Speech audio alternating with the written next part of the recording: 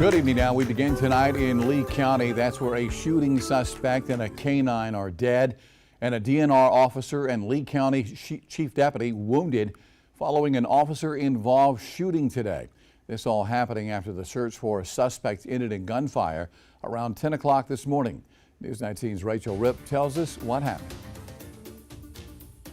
It's scary out here, I'll tell you what. Something you would never expect anything like this to happen in such a quiet area. A chaotic day for law enforcement officers and residents in rural Lee County, involving a shelter-in-place order and county-wide school lockdown Friday morning. A K-9 was killed, and 2 law enforcement officers were injured following a search for a suspect that ended in gunfire. Neighbors who live nearby heard everything.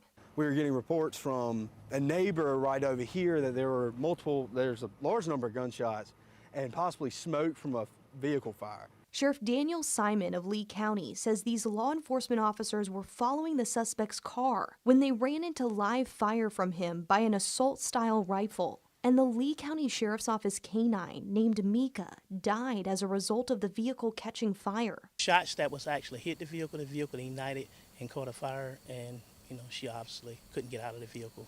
The officers couldn't get to the vehicle to open the door because like I said, they was under duress. They couldn't get to the vehicle. The sheriff says this officer-involved shooting appears to be connected to an incident Thursday night, where a suspect shot and injured an officer in Chesterfield County during a traffic stop.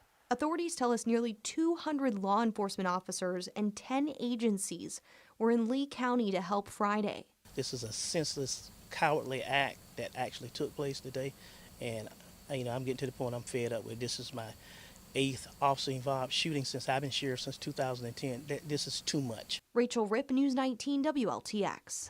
And according to the Lee County Sheriff's Department, the Horry County Police Department took over the shooting investigation at SLED's request.